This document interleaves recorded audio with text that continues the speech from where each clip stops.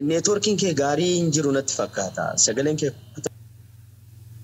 tajira amma networking abdu se gaarii injiru isu itti bubi galato hadda fi galato murati geenyerra boris tambu bagatite fi kalesa hadda difamana goda wala kasatin sinjala dabarse debiemo sababi networking nabra bade fi charging aslini fi abdu se nimbeku sababi amrati na jala bade saati sanat sinjala badera yoo rabbi jedhee dhugaa dubbachuudhaaf akka sabatti akka dhalataa Oromootti dubbii kana kaleessarra jalqabdee baay'ee si galateeffannaa nuuf jiraadhu galatoomi brother wallahi baay'ee galatoomi dhiifama yeroo tokko jaaraan alaattu anillee waan hin kennadhuun qaba eeyyee dubbatu qoyyaa waan dubbatu qabdi haadha shaneen waan dubbatu qabdi dhaamsa si dhaggeeffadhaa hundi keessan yoo Oromoon okay assalamu alaikum warahmatullahi wabarakatuh ndi keessan warra as keessa jirtan warahmatullahi wabarakatuh anillee waa qabaadheeti miti yaa namni hundinuu na beeka namni nan beeyne jiru jedhee hin yaadu haadha keenya waan taateef nama miidhamtuudha anillee waan ilmaaniin hin beeka maqaa kiyyaaf maqaa ijoolleetiif maqaa abbaa warraa kiyyaatiin anillee birrii 10,000 boru nin galcha inshaallah maashaallah wallahi kana caalaa wanti qalbii nama cabsu hin jiru wallahi laazim galatoomi sisa keenya nama miidhamtuudha jechuun ilmoo jechuun waan ulfaataa waan ta'eef wallahi danda'illee dubbadhu rabbiin obsaa kennuu fi akkasuma warroonni jala jirtan hundi keessanuu kijibaan hin barreessinaa gargaaraani anillee qabaadhee osoo hin taane miidhama ilmoo waan hin beeku ofii kiyya agabuu bulee haadha kana imimmaan isii goskuu fi qaba jedheetanii yaada beeytanii wanti ilmoo ulfaataadha wallahi kasi galatooma carraanaa kennu keessaniif ulfaadhu Marcos injala isaam yoo rabbi jedhe obboleetti keenya kanallee sagantaan si hadha ture hadha atattama kana nutti dhufnaanii gara boriitti dabarsine maal wayyaa sagantaan si guyyaa boriiti hadha asirraa kaafnee sagantaa si boriitti jalaa bunne mee maal jetta isaam okay rakkoon qabu mubee arraaf sagantaa isii beeksifnee boruuf beellama qabannee jechuudha waa'ee jamee kan dura qabame haddatti wallahi alazim hadda kan kee afeeran jedheeni rifataa dhuma sila laayibii galee kee jechuudha dhiise dubbachuu sagantaa walumaa galatti waa'ee maatii sooraa erga fixanne booda gara isitti adeebinu maal jetta tole asuma jechuukeeti isaam ani illee osoo akkas ta'e nan jaalladha beektaa maaliif gargaarsa nama lamaa si'a tokkotti gochuu uma danda'ama dhugaa rabbi laa hadhan danda'amu laa borumaasi akkas godhus ni dandeetta garuu boru itti fufna ka bakka guyyama tokkotti hin dhaabnu mube garuu okay haa ta'u yaada isaa haa boritti fufna asumaanii obboleetti keenya dhugaa rabbi dhageessaniitu ofii rakkina keessa dhaabatteetiyyuu nu osoo fayyaa qabnu namni kuma meeqa addana teenya waa tokko caalu isheen garuu rakkina keessa dhaabbattee siifuu koo dhiifama naa godhi natti Matiri yoo mufatte immoo dhiifama naa godhi hadhaa sagantaa kee ture maqaa uummata Oromootiin dhiifama si gaafadha sagantaa kee mana koottan sii qabee dhugaadha waan haalamu miti borni si eegala inshallah lakki waan amma gaafa nan kufu uummata Oromootu na cinaa dhaabbatee kufaatii kiyya na kaasaa ture waan ta'eef isinillee haadha akka kooti ani gargaarsi kiyyaafee yoo isin gargaaramte miidhaa sana miidhaa ilmoo isii dhabde sana yoo imimmaan isii guguuf yana wallahi hedduu natti tola beeyte ilmoon chumaan ulfaataadha. Sagantaan siifuu boritti darbee jira uummata keenya bor saatii magriibarraa kaasee haga halkan sa'aatii sadiitti ani sa'aatii sadii sagantaa isin geggeessa waan ta'eef nan dagatinaa kottaatii koppiniin kishee naa godha haga dandeessan immoo bira naa dhaabadha taphni beellamaatii illee ji'a tokkoof wayii tafaa. Inshallah waan jiru walu bachisaa deemna guyyaa borii sagantaa siifuutii hadha beekaatan sagantaa tattamaatiin ni kuni atattama nutti dhufe jedhee tarii wallahi dhaazin sagantaa hadha mana kootti qabamee jiru cunqursee jechuudha sagantaa kana godhe akkuma dubbadhe egaa akkaawuntiidhuma kana irratti wal argina hundi keessan iyyuu akkaawuntii kana fooloo gochuun dagatidha ummanni waan barbaade dubbatu adaraan boo'icha ashaangulliittiin argina ammas hin gubataa kun wanni kaan waan ningi xumuraarra jira inni kun waan ningi warroonni as keessa jirtan haaluma dandeettaniin emoji yookaan ashaangulliitii gadda mul'achisu kana hin ergina akkaawuntii jalaa waan cufsisaniif jechuudha warroonni tokko immoo as keessatti waan nu gaafachaa jirtan gaafiin keessan maal akka ta'e beekeen jira wanni amma nuti gochaa jirru kuni maatii sooraa abdataa jechuudha. Faayinanshaaliin isaan gargaaraa jirra. Haga dhiigni isaa bahu yookaan haaqni isaa dhugaan isaa haga bahu uummanni Oromoo gurbaa kanaaf sagalee ta'uu qaba. Hagas immoo maatiin isaa faayinanshaaliinis xiqqoo ni beeytanii xiqqoo jedhee hin xumuru kana gargaarachuu qabnaadha. Dubbiin keenya yookaan yaaliin keenya kana wanna biraa miti. Okay. Isan alammoo asumaan abdeetii kana siniin qabu. Of course kaashaapiin maqaa kootiin jira. Zalli nama ammaatti wanni dhufe hin jiru. Kaashaapiin ammaatti nama lama arganneerra. Hiruut tolaa doolaara 100 natti ergitee jirti. Akkasuma sila dubbadheen ture namni faa jedhamu FAA namni jedhamu doolaara 100. Akkasuma kanuma qofa ammaa kan jiru. Isa Mubaarak sila jette malee jechuudha. So Mubaarak Musammaa doolaara 100 doolaara 300 jira Maarqosiin bira. Kan keessatti dabalitti. Jette sana wajjin isa kan keessa sana wajjin doolaara 300 jechuudha isa duraa sana wajjin. Doolaara 300. Isan alammoo waa tokko dubbachuun barbaada Mubee. By the way, Big Body amma sitti argisiisa qoy. Big Body. By the way, an wanna dhugaa ta'e tokko isinitti himuun barbaada. Muummichi ministeeraa biyyattii Itoophiyaa jechuudha yeroo tokko artistoota walitti sassaabatee artiin maal akka ta'e isaan barsiisaa ture. Waa'ee artii haala ajaa'iban isaan barsiisaa ture. Dhugaa isinitti himu nama qabsaa Oromoo tokko ka qawwee qabatee ka bosona galees yookaan ka mootummaa ta'ee ka biyya bulchaa jiru kunis irra caalaa kan sagalee ummata dhageessisuu danda'u warruma artii keessa jiru akka ta'e hubachuu qabdan. Maaliif akka ta'e beektu? Artiin wanna ajaa'ibaati. Fakkeenyaaf karaa sirbaadhaan, karaa walaloodhaan waa'ee miidhama keetii yeroo sitti himanii fi wannumti yookaan jarumti waa'ee siyaasaa taphatan kunniin maayikii qabatanii guyyaa tokkoof osoo si gorsanii gurbaan amma nu jalaa wareegame kunii dhugaan isinittan hima daqiiqa 30f karaa artiidhaan karaa diraamaadhaan otoo nutti mul'isee gurbaa kanatu nutti kalaa. Maaliif akka ta'e beektu? Wallaahi dhugaan isinitti hima waa'ee artii isin hin beektanii. Qeensa lukarra haga rifeensa mataatti si ba'a. Seensin isaa mirri isaa jechuudha. Dhugaan isinittan hima waa'ee artii isin ijoolleen baay'een hin hubanne dhugaa. Kanumaaf irra caalaa waa'ee Hacaaluu kana gaabbiin nu keessa jira. Gadda guddatu nu keessa jira. Dhugaan isinittan hima. Nama artii keessa jiru kun immoo artii keessa waan jiruu fi maallaqa hin argata yookaan sooreessa jettanii hin yaadinaa. Dhugaan isinittan hima. Akkasitti hin yaadinaa. Let's go. Gara gargaarsatti deebina amma. By the way, uummanni ijoolleen tokko waanuma xiqqoo isinitti himnaan ni hubattan jedhee waan yaaduu fi akkuma mallattoo tokkotti isinitti himaan jira yoo hubattan jechuudha. Kana booda immoo anu viidiyoo nan dalaga. Komee tokko kanan qabu maal seetan? Amma ammaatti gargaarsa funaanamaa jiru ilaalaa jiru. Tokkittiin diaasporaa keessa hin jiru. Kan tokko jedhu hirmaannaan persentiin warra shamarran keenyaa keessumaa biyya Arabaa jiran dhugaa isinitti muudhaan. Hamma ammaa baay'inaan kan seenanii kennaa jiran shamarran Oromooti. Ulfaadhaa Waaqayyo isin haa jaallatu. Dhugaa Rabbii baay'ee nama boonsitu. Dhugaa dubbachuu please. Waaqayyo gooftaan isin haa jaallatu dhugaa dubbachuu. Kanaaf warri dhiiraa warri diyaaspoora amma ammaatti sa'aatii ammanaa teenyee kaashaappii 2 qofa nama doolaara 200 qofa argachuun that is shame. Dhugaa dubbachuu. Ganaa dhuftu ta'ee hin jirtan ta'ee mana biraa banamee jira ta'ee guyyaa biraa gargaartu ta'ee come on amma kana yoo wal kadhachuu hin qabne turuu dhiigii Oromummaa nutti dhaga'ama. Dhugaa isinitti mul'ata. Kanaaf waan dandeessanii erga baafnee haa erginu please guys wal bira dhaabbadha. Thank you.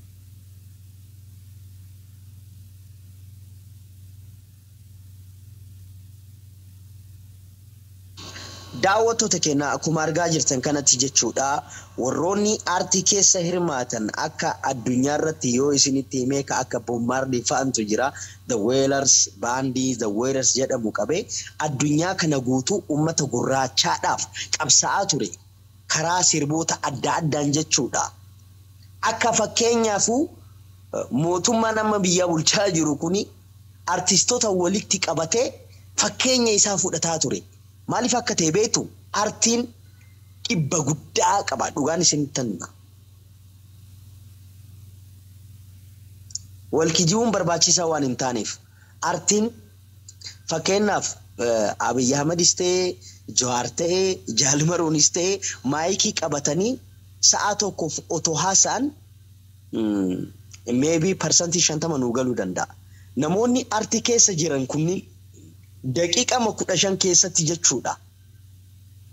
Waan rakkina uummata Oromoo hubachuu waan danda'anii fi miira keessa galtan daqiiqa 15 yoo isaan dubbatan dhugaanis karaa qoosaanis haa ta'u karaa sirbaanis haa ta'u isiniif gala jedhee yaada. Gurbaan kun immoo gargaaramuu qaba. Wanni ani baay'ee na gaddisiise maal akka ta'e beektu kaleessa akkaawuntii isaa keessa galee fooloora meeqa akka qabu laalee screenshot godhadheen been ture. Sa'a 24 keessatti hagama akka galu waan laaluu barbaaduu fi wallaahi sa'a 24 keessatti namoota 25,000tu isa fooloo godhaa ture. Dhugaa inni sittan hima. Kanarratti dammaquu qabna. Isaan tokko viidiyoo hojjeteera duuti godheera ilaala. Dhugaa raddaa. Namni qaamaan yeroo jiru isa duuka dhaabachuu qabna. Isa gargaaruu qabna. Yeroo inni lubbuun jiru isa gargaaruu qabna. Isa duuka dhaabachuu qabna. Waa'ee aartii beekuu qabdan. Aartiin dhibba guddaa qaba. Siyaasaa keessattis wanna maraa keessatti aartiin dhugaan isin jedha olaantummaa siyaasaas qabachuu ni danda'a aartiin. Waa'ee aartii yoo beektan jechuudha. Kanaafuu maatiin isaa gargaaramuu qaban haaluma dandeenyan immoo haaluma dandeenyeen maatii isaa gargaarachuu qabna. Haatni isaa yookaan haanni isaa haadhateen isii duuka dhaabbachuu qabna. Gaddi isii gadda uummata Oromooti. Kana beeknee haaluma dandeenyuun waanuma qabnuun haa gargaarruun isii duuka haa dhaabbannu gadduun qabdu jennee jechuudha. Galatooma itti fufna waanuma qabdan nu himadha warra kennuu dandeettan qofa himadha. Warra kennuu hin dandeenye qosaa fi soo ta'e dhugaa dubbachuudhaaf nama kanarratti qosuun gufuudha. Akka sabatti si gaafachiisa. Akka mana rabbiitis amantii kamiyyuu hordofii si gaafachiisa kana beeki. Qosa dhiisati haaluma dandeettan waanuma kennuu dandeettan kana himadha nutti hima. Galatooma itti fufa hundi keessanuu. Namni Oromummaan dhiiga kan jettu gaafataa jira.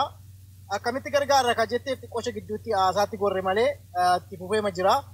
So akkaawuntiin barreeffamaa jira yookaan immoo yoo warra dandeessee sagantaa itti fufamiti mube. So sagantaan boriitti fufa waan ta'eef akkaawuntii poostii osoo yaadachiifna malee borii kan intinaati. Borii kan haadha ijoollee shaniiti. kan ijoollee shaniiti boorraa. Uummanni keenya naggaadee ta'eera. Naggaadee reefa dallalu wallaalaanis maayimiinis inni barates inni barannes naggaadee reefaa ta'eera. Maaliifi yoo namni du'ee akkanatti du'ee jedhee ittiin daldaluu eegaleera. Rabbiin waa eegu amma akkaawuntii maxxansaa fi uummataa fi bakkuma argitanitti akkaawuntii walii kennaa addagaa akkasitti sagantaa gara xumuraa dhageenya jirra. Garuu wannan si yaadachiisu mana keessanitti an afaaniin amma yeroo irraa ba'e akkaawuntii haadhaatiif maqaa lakkoofsa tokko waamaatan isinii viidiyoo tokko hojjedhaa isinii galee footoo haadhaatiin maxxansuu hin danda'u waan ta'eef. Hundi keessan du'it godhaa hundi keessan du'it na jalaa godhaa namni hin dhageenye haa dhagahu dirqamaa miti namni nu arguun dirqamaa miti galmaa'uun hundi keenya waan dandeenye. Kaashaappiif zalleellee warri Ameerikaa jiranii akka gargaaraniif yoo danda'ame isallee akka bira ga'uu fi. Update. Thank you so much. Update. Nan dubbadha. Kaashaappii fi zalleellee achirrattan dubbadha lakkoofsa akkaawuntii haadhaallee maqaa haadhaallee achirrattan dubbadha viidiyoo achirratti achirraa namni barreeffatee nu gaggalchuu du'it godhaa an akkasin jedha dubbadhu abdi. Galatoomaa obboleewwan amma yoo naattas turtanii soolaan na bira ture sila mobeen illee tureera dhiqoo mana mobeeti ture sagantaanii kallattiin nuti ittiin godhaa turree fi inni asii adda gargarii galatoomaa bifa bareedaadhaan socho'aa ture. Siya tokko jedhaan beeni asirratti abdii. dubbat galatooma warri hirmaanne akkaawuntii anas gaafadhaa dubbat Oh, dhibba lama ergee jira siin jechuudha fi Yaasin Annichoo thank you jedha. Thank you. Big body da? Big body da? Yaasin Annichoo doolaara dhibba lama. Yaasin Annichoo doolaara dhibba lama. Thank you so much. Big body lama keessaan ergee fi kee lakkoofsa kee na ergee na WhatsApp ergee fi kee amma sitti erga. Qoy nan gaafadha. Okay.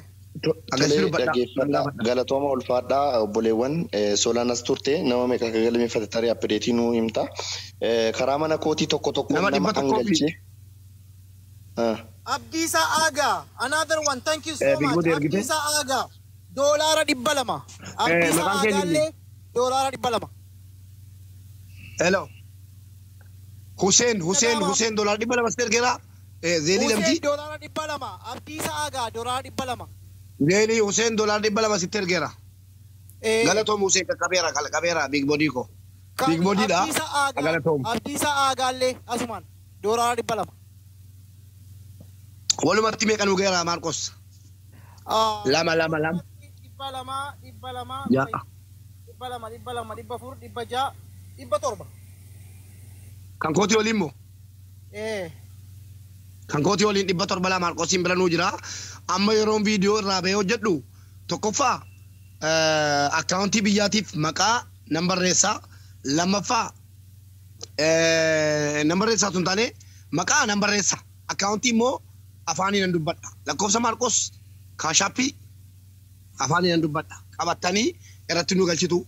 Oromoo koo akka hin dagannee viidiyoon hojjedhu diwit naa godhaa. Hundi keessanuu yeroo mana banattanii geema taphattanus hundi keessaniyyuu. Mubee sagaleen kun nagaamaa mubee. Eeyyeen bareechee. Okay, yaa Abdiisaa gaareefuu dhufaa jira waan ta'eef Abdiisa ulfaadhu nageera eeyyee. Thank you so much nageera Abdiisa. As jala koomentii barreessaadha waan ta'eef. Abdiisaan sila mana abdii geetachooti kaaseen waliin jira. Akka doolaara dhibba lama waadaa nu galee quba qabna. Tariikaa biyya galchuu dhiisee kunoo sirratti immoo ergee galatoomu. Egaa diyaaspooraan hundi keessan iyyuu doolaara 10 utuu nuu buuftanii nama biraa dhiisaa nama dhokotaa dhiisaatii namoota hundi giiftara nuu taatan doolaara 10 amadaraa keessan doolaara 10 yoo kennitan maallaqa guddaadha. Amaanaa rabbii isin bira kaa'annaa. Kan biraa waan dubbattan yoo qabaattan dubbadhaa. Mubee kabarreessee qabu jira. Isa waraabbadhaatiin nuti isa sirraa kabarreeffanne isinitti himna isa booda haa waraabamu. Mubee ani yaada wayiin qaba.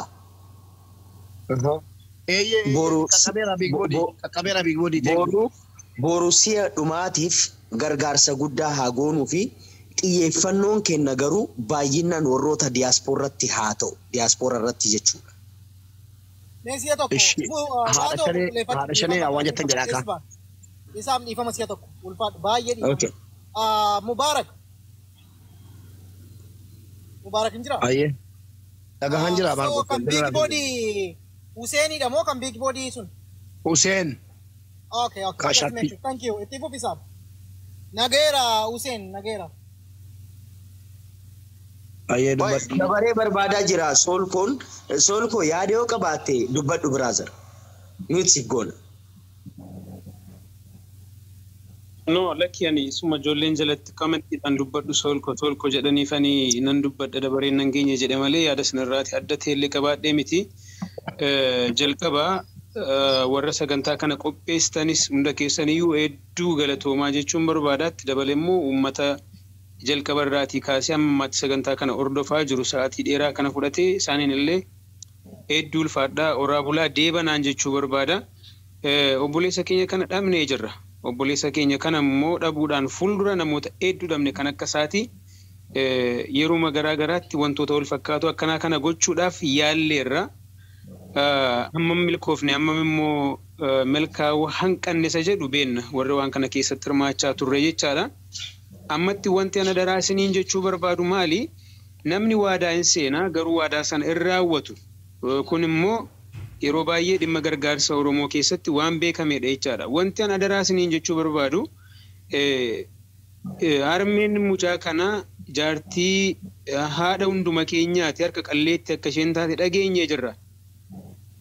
Ergammoo kana ta'e warri waadaa seentan waan humna keessanii waadaa waan humna keessanii waliin otoo hin taane waan humna keessanii waan dandeessan duwwaa waadaa seenaa jalqabarraa ijoolleen isinitti maa turanii waan waadaa seentan kan ammoo tokko tokkoon galmaan gaha irraatii hanqisna jechaadha waadaan ilma waaqaati.